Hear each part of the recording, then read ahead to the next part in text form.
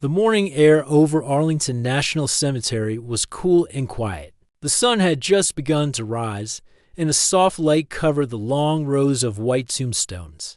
Birds sang from the tall trees, and a gentle breeze carried the smell of fresh-cut grass. Visitors moved slowly, speaking in whispers, their steps light as if afraid to disturb the peace that lived there. At the center of this sacred place stood the tomb of the unknown soldier, guarded by a soldier dressed in full uniform. His movements were sharp and exact, every step perfectly measured. The sound of his boots echoed across the marble walkway like a steady drumbeat of honor. People watched in silence, feeling the weight of his discipline and the meaning of his duty. Among those watching that day stood an old man wearing a simple, neat suit. His white hair shone in the sunlight, and though his back was bent slightly, his eyes still held strength. His name was Colonel James Rourke, a retired soldier who had served many years ago. On the left side of his jacket hung a single medal, the Bronze Star, which glimmered faintly each time he moved. James had come alone. He had visited Arlington many times before, but this visit felt different. For weeks, he had been feeling something deep inside, a mix of guilt, sadness, and confusion. The faces of men he once led in battle often came back to him in his dreams. He remembered their laughter, their fear, and the silence that followed when they were gone. Some never came home, and that pain had never left him. As he stood among the quiet crowd, he looked down at the medal on his chest. It was supposed to represent bravery and courage, but to him, it felt like a heavy reminder. He thought of the young men who had followed his orders, men who had trusted him. He thought of how he had survived when others didn't. In his heart, he began to believe he didn't deserve the honor that medal represented. The tomb guard continued his slow, powerful steps in front of the tomb. His face was calm and expressionless. To him, every move was a promise to protect the memory of the fallen. He had trained for months to perfect every turn, every motion, every pause. The guard's name was Sergeant Cole Weston, and he took this duty as the greatest privilege of his life. As the guard turned and began another pass, something unexpected happened. The old veteran stepped forward. Gasps filled the air as visitors noticed. The guards on the sides immediately stiffened, alert. Everyone knew the white rope around the tomb's platform marked the sacred line. No one was allowed to cross it, but James didn't seem to care. His eyes were on the marble tomb, his steps slow but determined. "Sir, please step back." One of the assistants near the crowd whispered sharply, but the old man didn't stop. He clutched the Bronze Star medal tightly in his trembling hand. When he reached the edge of the tomb, he spoke softly, but his voice carried in the still air. "I am not worthy of this," he said. "They are." And then, with a shaking hand, he opened his fingers and let the Bronze Star fall onto the marble surface. The sound of metal against stone echoed across the plaza. It was a small sound, but it struck every heart standing there. The guard stopped. Sergeant Cole Weston froze in mid-step. His duty told him to remain silent and motionless, to ignore all distractions. But his mind was racing. He had seen many visitors cry or whisper prayers, but never anything like this. The rules were clear. The guard's movements must never break the perfect rhythm, no matter what happened. But this was different. This wasn't just a visitor stepping out of line. This was a soldier's pain being laid bare before the symbol of all soldiers. For a moment, the entire crowd seemed to stop breathing. No one spoke. No one moved. Even the wind seemed to pause. Cole took one deep breath, his gloved hand tightening on the rifle at his side. Then, in one deliberate motion, he turned and began to walk straight toward the old veteran. Each footstep echoed sharply, a sound that broke the heavy silence like thunder. The people watching were stunned. No one had ever seen a guard leave his post like that. A few whispered to each other, wondering if the guard would scold the old man or order him to step back.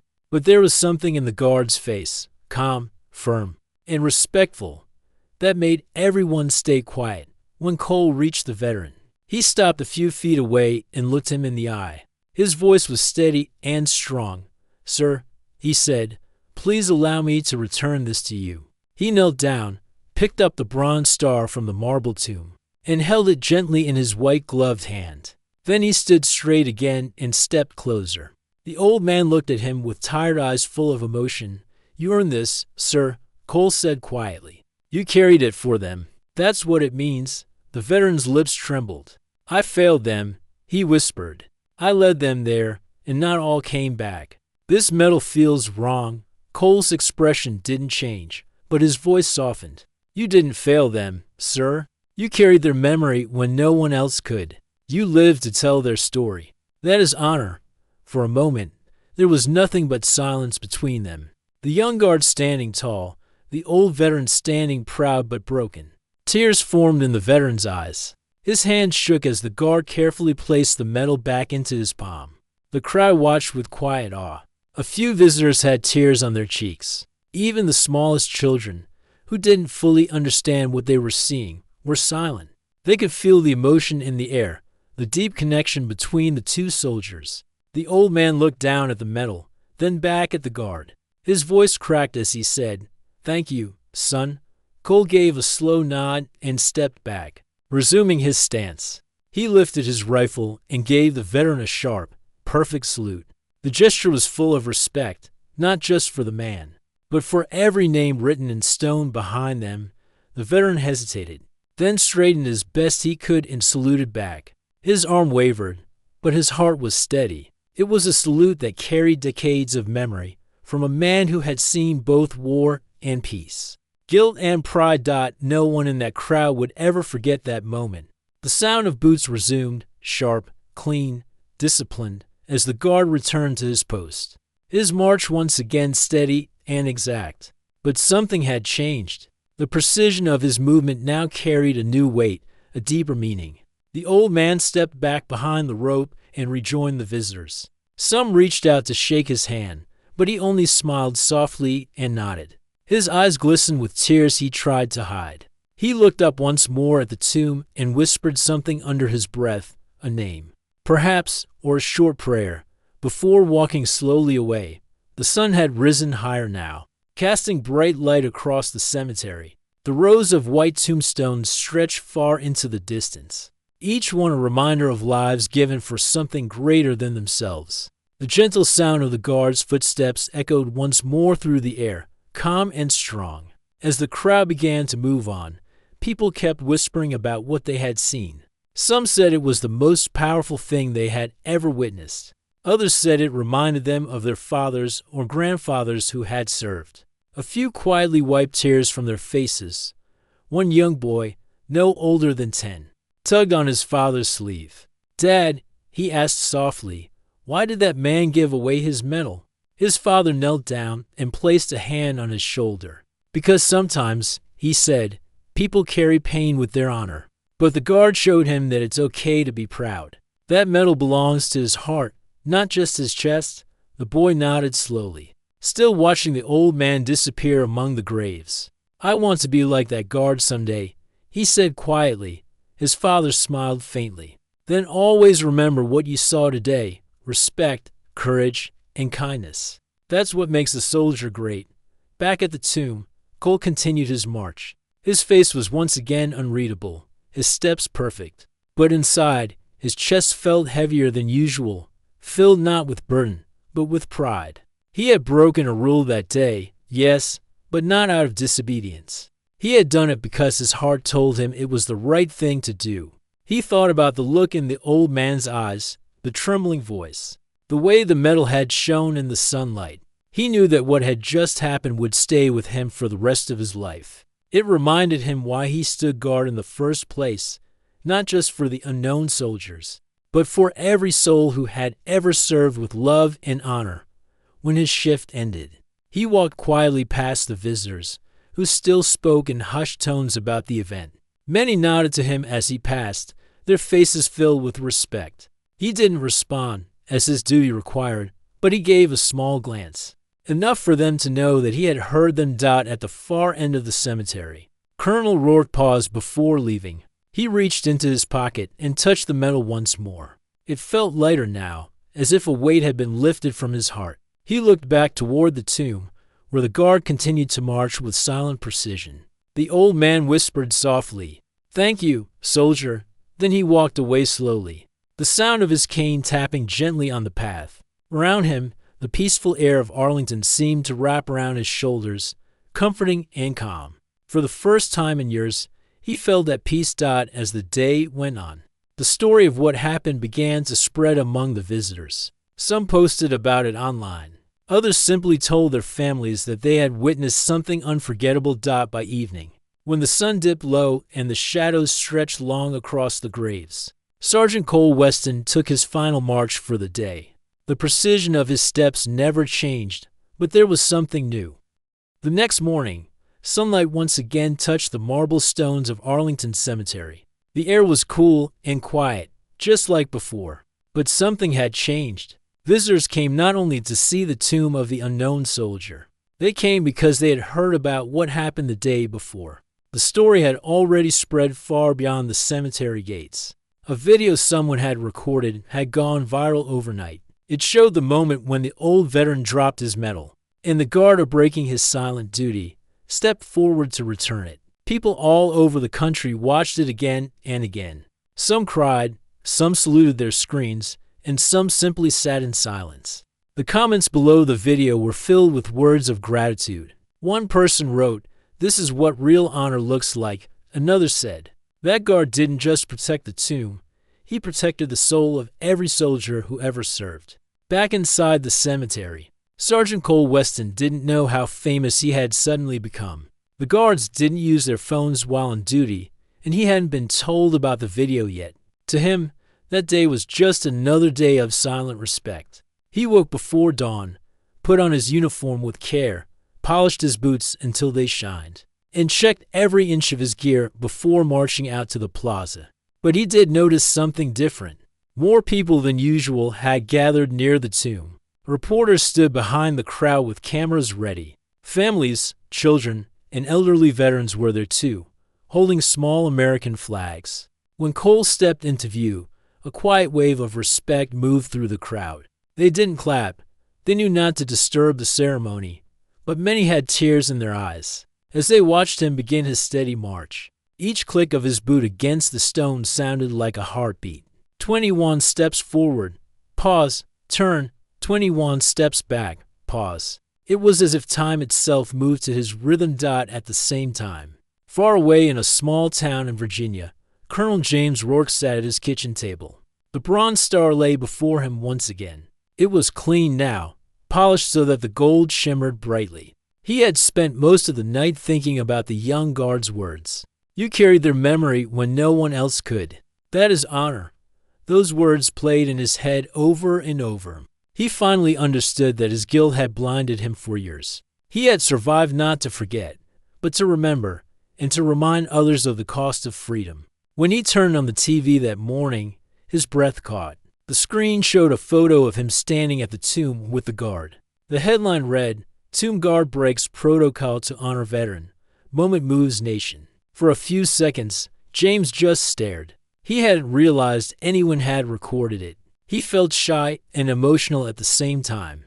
He didn't care about fame, but he hoped the story would remind people to respect those who served. He picked up the phone and called the number on his old service contact list, the office that managed veteran events in Arlington. He wanted to thank the guard personally. The woman on the phone smiled when she heard his name. "Sir," she said kindly, "you've both touched the whole country. There's a ceremony next week for Veterans Day. We would be honored if you could attend." James agreed softly, not knowing that the guard he met would also be part of that same ceremony. The week passed quickly. The weather grew cooler, and colorful autumn leaves covered the cemetery grounds. Every morning, Cole performed his duty as usual, silent and exact, unaware that the man he had helped was preparing to return. The day of the veterans' ceremony arrived. Hundreds gathered at Arlington, officials, families, school children, and old soldiers in uniform. Flags waved gently in the breeze, and the smell of fresh flowers filled the air. Rows of chairs were set near the tomb, where speeches would be given. Cole stood in line with his fellow guards, dressed perfectly, his uniform flawless. Though he didn't show emotion, his heart always beat a little faster during these events. He never forgot the faces of the visitors who came, each carrying their own memories. As the program began, A voice echoed through the speakers, thanking the guards for their devotion. Then the announcer said something unexpected. Today, we also honor a special moment that reminded the nation of true respect. A moment shared between two soldiers from different generations. Please welcome retired Colonel James Rourke. Cole's eyes widened slightly as he turned his head. Slowly, from the side of the plaza, the old veteran walked forward. His steps were careful but steady, and the bronze star shone once again on his jacket. The crowd rose to their feet in silence as he approached the stage. The announcer continued. Colonel Rourke represents thousands who served with honor and humility. His courage on and off the battlefield continues to inspire us all. When James reached the microphone, he paused, looking at the endless sea of faces before him. His hands trembled a little as he spoke. I came here last week to say goodbye, he began softly. I wanted to leave behind something I thought I didn't deserve. But a young guard reminded me that honor doesn't belong to one man. It belongs to every life that was lived with purpose. He looked over to the line of guards. His eyes found Cole standing among them, still and strong. That guard, James continued, his voice cracking slightly, broke his silence to give me back something I had lost, not this medal, but my belief in what it stands for. He reminded me that the men we lost would want us to keep living, not in guilt, but in gratitude. The crowd listened quietly. Even the wind seemed to still. Some of the older veterans nodded with wet eyes. The young soldiers in attendance stood a little taller, feeling something stir in their hearts. James took a deep breath. So today, he said, I stand here not as a man of guilt, but as a man of memory. And I want to thank that guard and all who served with such silent strength. Then he stepped away from the microphone and turned toward Cole. Slowly, he walked across the plaza, the crowd watching in complete silence. When he reached the guard, he stopped. Cole didn't move. He stood at attention, eyes forward. But James extended his hand. Thank you, son, he said softly. The young guard broke his stillness and shook his hand firmly. It was not just a handshake. It was a bridge between generations, between the past and the present, between war and peace. The entire audience stood and began to applaud, not loud or wild, but steady and respectful. Many had tears streaming down their cheeks. Some saluted, others simply placed their hands over their hearts. Reporters captured the moment. But even without cameras, it would have lived forever in the minds of those who saw it. After the ceremony, James sat quietly under a tree near the rows of graves. Cole approached him again, now off duty, wearing a softer expression. Sir, Cole said gently. It was an honor to see you again. James smiled. You've done more than you realize, son. You reminded me that our stories don't end when we stop fighting. They live on in those who remember. They talk for a while about their service, about the meaning of duty and sacrifice. Cole listened carefully, feeling that every word carried wisdom. As the afternoon sun began to set, James stood up slowly. Keep doing what you do, he said. People need to see that honor isn't old. It's alive every time someone stands guard. Every time someone remembers. Cole saluted him one last time. Yes, sir, he replied firmly. When James finally left Arlington that day, he felt a peace he hadn't known for years. The medal on his chest no longer felt heavy. It felt right. It no longer belonged to guilt, but to gratitude. That night, the photo of their handshake spread across newspapers and social media.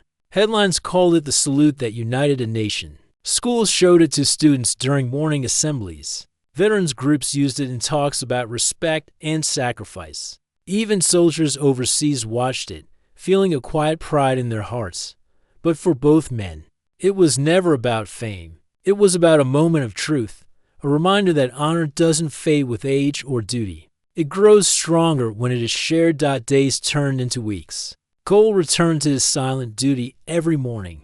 The sound of his boots still echoed with perfect rhythm, steady, calm, unbroken. Yet, deep inside, he carried the memory of that day as a source of strength. He often thought of Colonel Rourke and wondered how he was doing. And sometimes, when visitors came and whispered their prayers, Cole felt that same quiet connection. the invisible thread between every soldier who served and every guard who now watched over them. As for James, his days grew peaceful. He spent time visiting schools, speaking to young students about courage, honor, and remembering those who came before. He didn't speak about medals or battles, but about values, kindness, loyalty, and respect. His story touched many, especially those who never truly understood what service meant. Months later, a letter arrived at the Tomb Guard headquarters. It was written in neat, careful handwriting to Sergeant Weston. It began, "I don't know if you remember me,